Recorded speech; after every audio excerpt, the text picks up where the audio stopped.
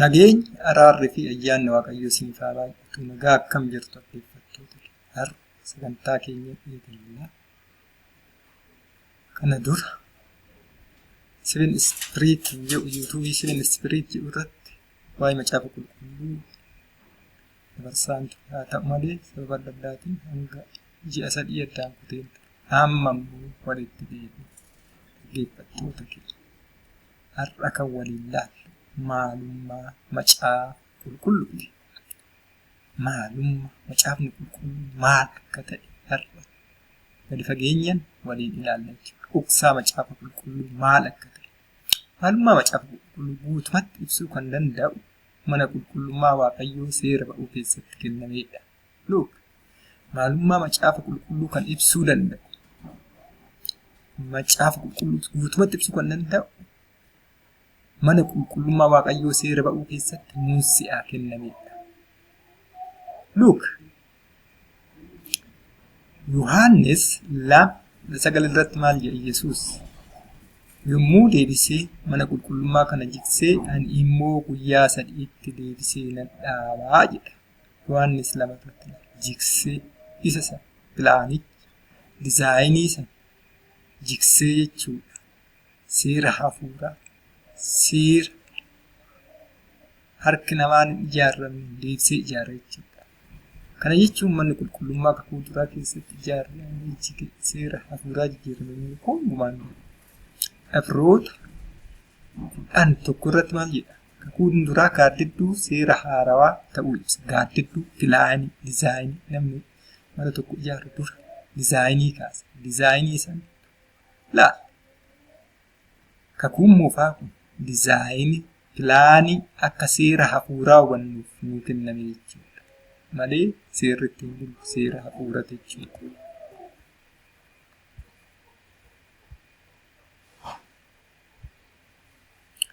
Seera ba'uu 25:8 irratti an isin gidduu akkan jiraadhu isin godoo qulqullaanaaf ijaaraa. Godoo qulqullaa kakuu moofaa keessatti ijaarame jechuudha.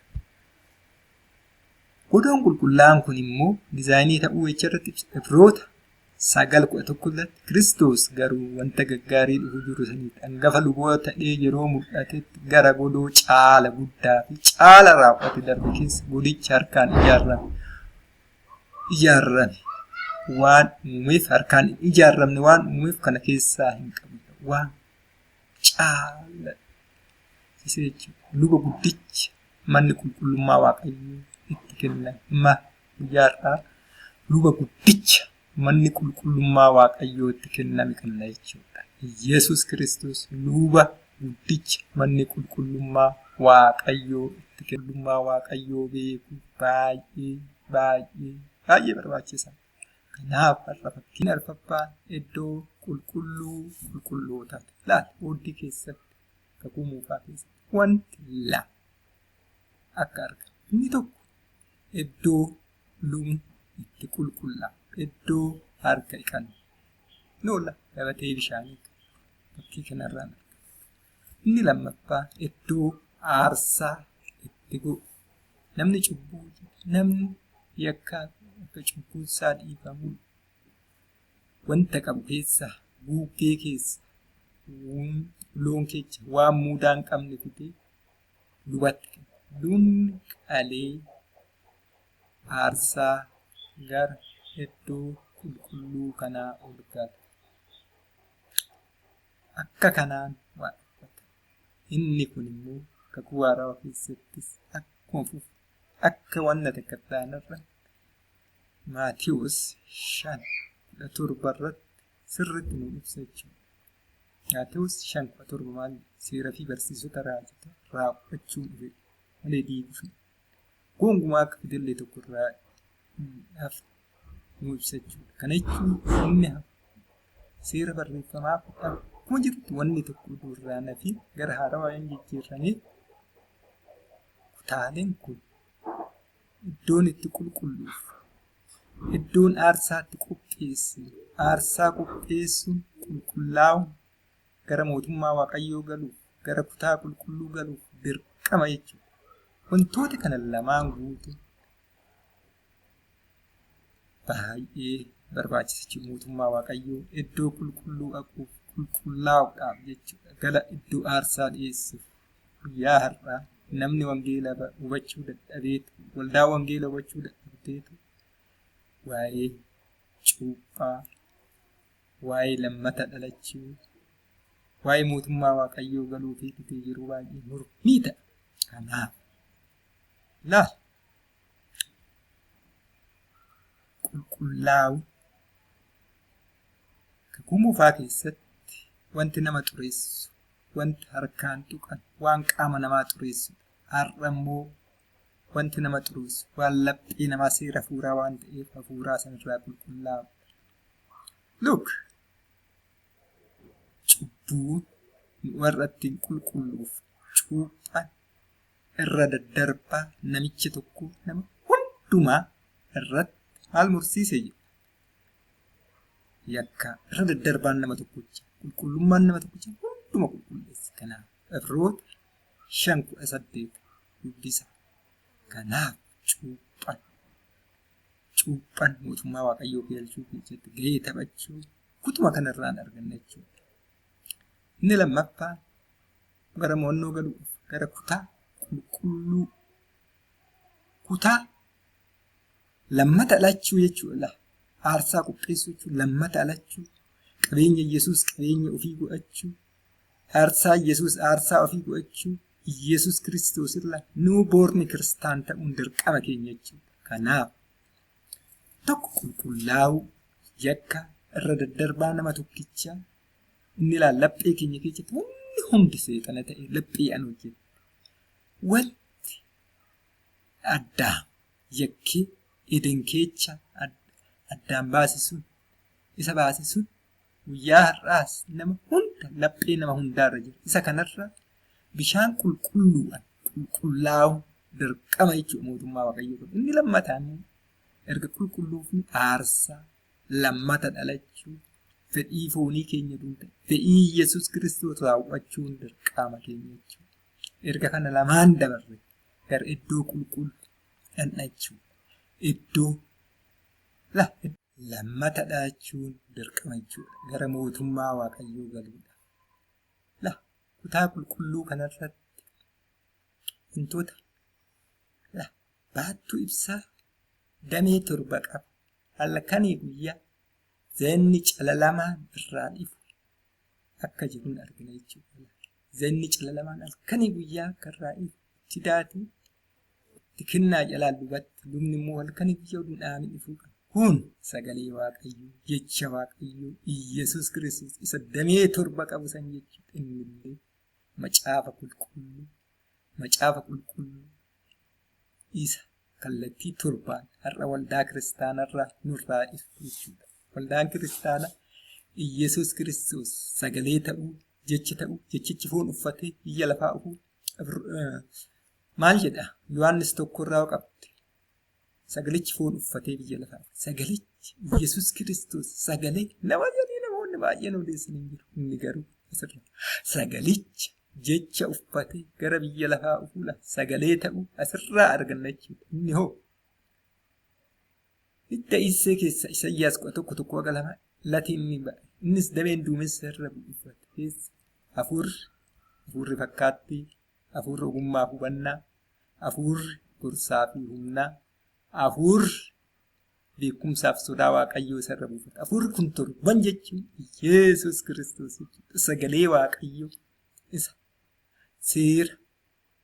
seerri uumamaa seensa macaafa hundumaati. Akkasumas seerri macaafni mul'ataa cuunfaa macaafa hundumaati. Seera haga macaafa Iyyoob macaafa beekumsaaf sodaa Waaqayyoo jedha. Ibsaa kana keessa inni tokkoffaa maal bakka bu'u? Macaafa seera ba'uuti amma macaafa Iyyoob macaafa beekumsaaf sodaa Waaqayyoo. Macaafni seeraa hayyoonni adda addaa 5 isaanillee macaafa seera uumamaa, seera ba'uu, seera lakkoofsaa, seera Lewwotaa, seera keessa deebite. Macaafoleen kuuwwan immoo seera kanarratti dabalamaniitu beekumsaaf sodaa Waaqayyoo ta'a. Beekumsa jechuun akkuma laal hiika isaatirratti artificial intelligence nu'u. Beekumsi barreeffama qofa, dokumentii qofa, macaafa qofaaf oolu hin ta'in piraaktikaalii agarsiifamuu qaba.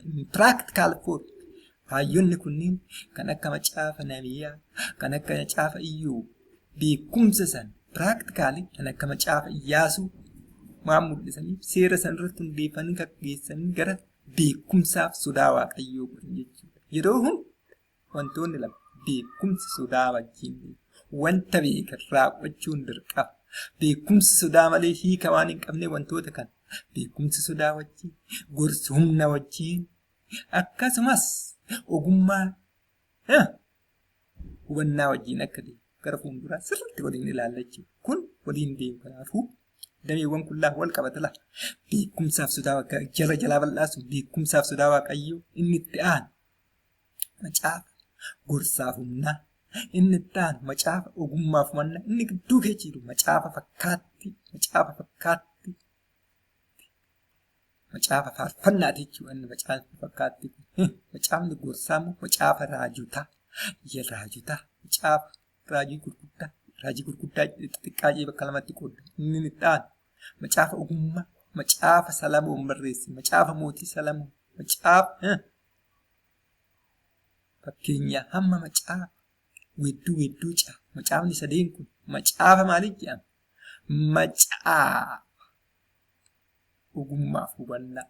Macaafawwan kanneen sirriitti ilaalaa wajjin ilaallachuudha. Kanaaf sirriitti isin yaa gala. Macaafni kakuun haaraa maalidha?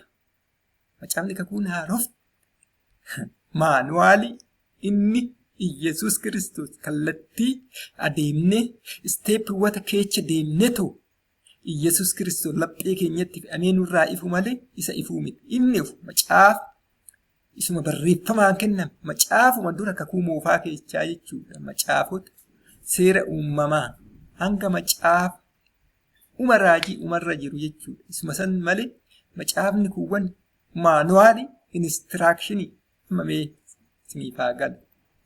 Sooftiweeriin tokko yookiin wantoonni adda addaa yommuu hojjetaman dura inistiraakshini qaba. Amma piriintara tokko waa ta'u sooftiweerii inistiraakshini kallattii itti feenee akka itti fayyadamu. Wanni hunduu inistiraakshiniin jiru. Macaafni illee inistiraakshini qaba jechuudha. Macaafni kunniin inistiraakshini adeemsa deemuu qabna. Inni kun nu keessatti hojjechuudha. Kanaaf macaafni kakuu haaraa inistiraakshini dokumentii kallattii macaafni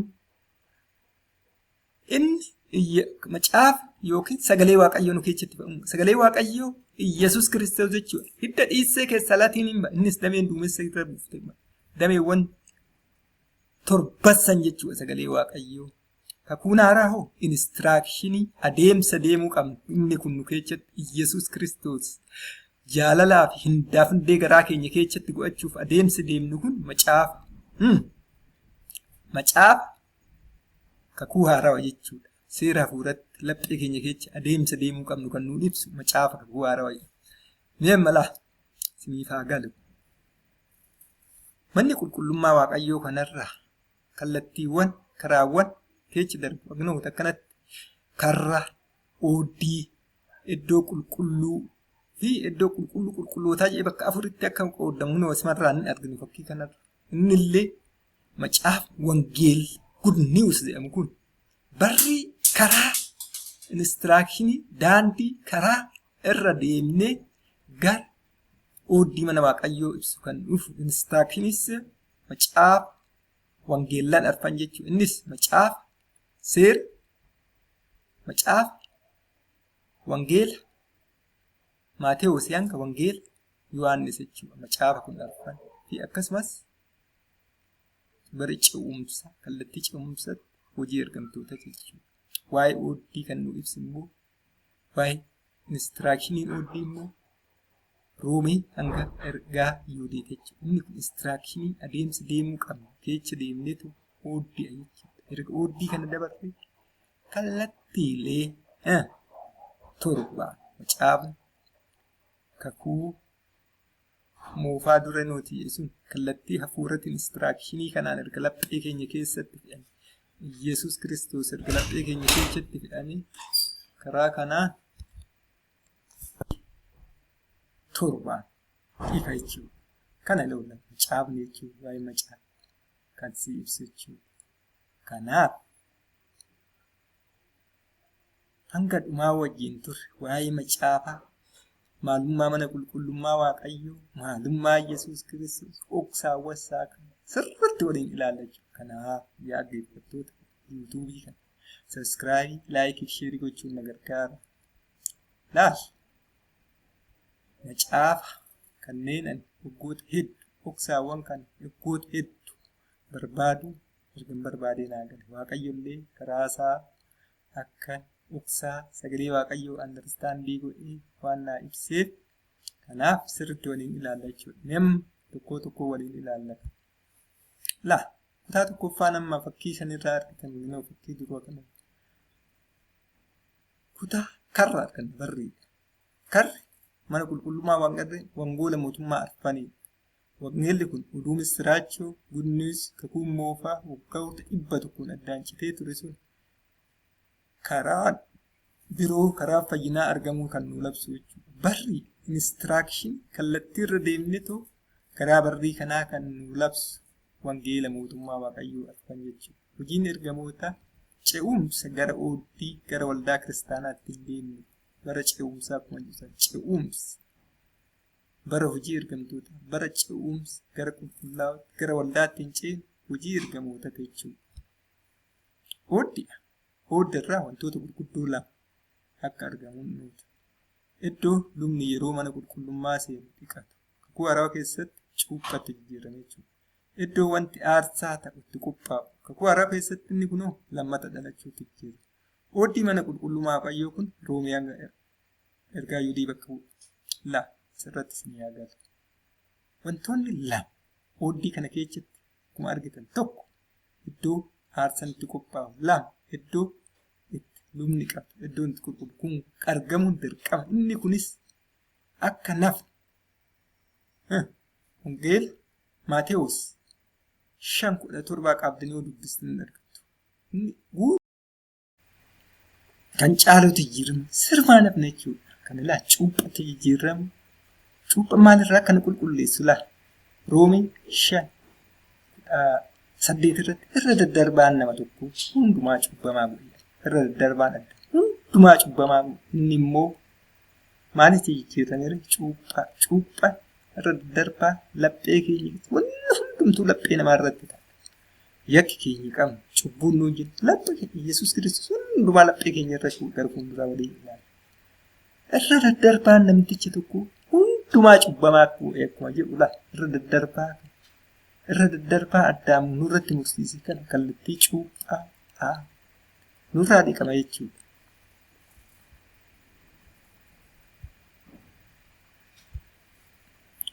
Kutaa inni itti aanu kutaa qulqulluuti. Namoonni ooddii kana keessa qulqullaan qofatti gara kutaa qulqulluu kanaa darbuu danda'u. Luboonni mana qulqullummaa Waaqayyoo jedhamu namoonni kutaa kana keessa darbu luboota mana qulqullummaa.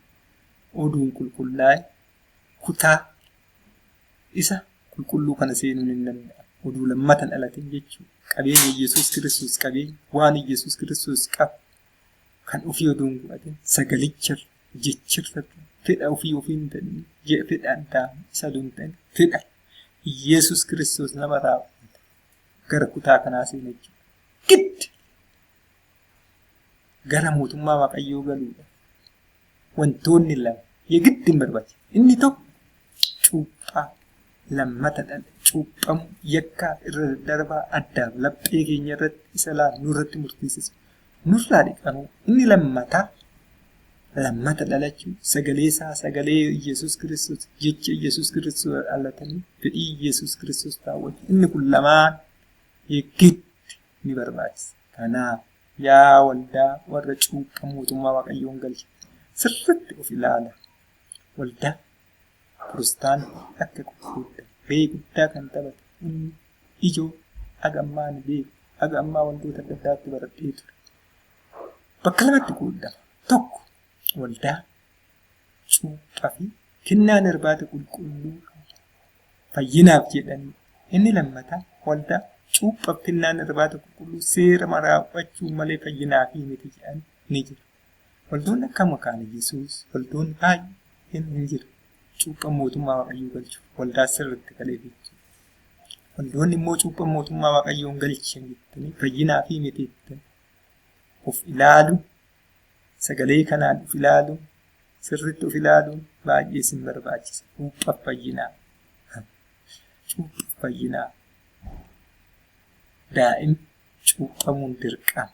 Daa'imni takka oduun cuuphamii yommuu duute mootummaa Waaqayyoo waan hin galleef sirriitti irratti yaadu seera ofii kanarratti sagalee Waaqayyoo irratti hundaanii fooyyeffachuu baay'ee barbaachisaadha. Kanaaf yaa walda of ilaala.